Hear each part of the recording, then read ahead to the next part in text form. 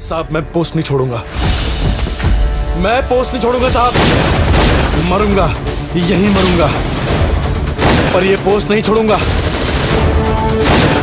जंग गोला या बारूद से नहीं जीती जाती,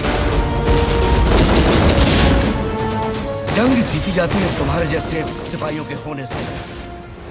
1962 में चाइना के साथ भारत द्वारा लड़ाई गई भारतीय सेना के वीर जवानों की वीर गौरव गाथा है। और जिस युद्ध में सीमा की रक्षा करते हुए देश के कई जाबाजों ने अपने प्राण न्यौछावर कर दिए थे, ऐसे एक जाबाज रहे राइफलमैन जसवंत सिंह रावत, जिन्होंने 72 घंटे तक भूखे प्यासे रहकर सीमा की रक्षा की तथा 300 से ज्यादा सैनिकों को मार गिराया और अंततः बलिदान हो गए। आइए जानते हैं उनके पूरे जीवन और महान बलिदान के बारे में। 19 अगस्त 1941 उत्तराखंड के पौड़ी गढ़वाल जिले के बायदू गांव में जसवंत सिंह रावत का जन्म हुआ। 17 वर्ष की उम्र में ही वह भारतीय सेना में दाखिल होने के लिए चले गए थे, लेकिन उस वक्त उम्र कम होने के कारण उन्हें भारतीय सेना में नहीं लिया गया। हालांकि 19 अगस्त 1960 जसवंत सिंह को बतौर राइफलमैन सेना में दाखिल कर लिया गया था। 14 सितंबर 1961 को उनकी ट्रेनिंग पूरी, पर इसके एक साल बाद यानी 19 नवंबर 1962 को चाइना ने अरुणाचल प्रदेश पर कब्जा करने के लिए भारत पर युद्ध कर दिया। सुबह के करीब 5 बजे चीनी सैनिकों ने सेला टोपा पर हमला कर दिया, जहां मौके पर तैनात गढ़वाल राइफल्स की डेल्टा कंपनी ने उनका मुंह तोड़ जवाब दिया। राइफलमैन जसवंत सिंह रावत इसी डेल्टा कंपनी का एक हिस्सा था।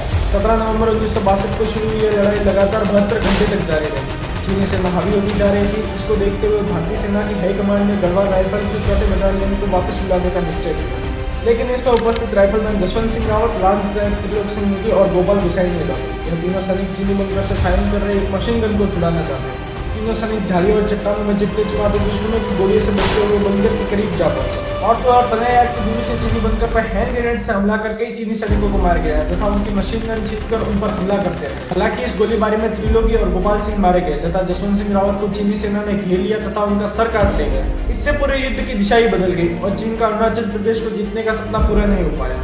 पर 20 सितंबर 1962 को चीन ने युद्ध विराम की घोषणा कर दी। रिपोर्ट के मुताबिक इन 3 दिनों में 300 से ज्यादा चीनी सैनिक मारे गए थे तथा अरुणाचल प्रदेश को चीन द्वारा कब्जाया जाने का सपना एक सपना ही रह गया था।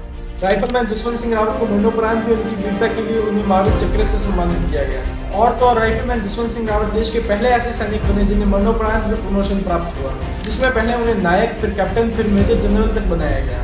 और इस दौरान उनके घर वालों को उनकी पूरी सैलरी भी पहुंचाई गई। अरुणाचल प्रदेश के लोग आज भी उनको शहीद नहीं मानते। माना जाता है कि वह देश की सेवा आज भी सरहदों पर उसी तरह कर रहे हैं।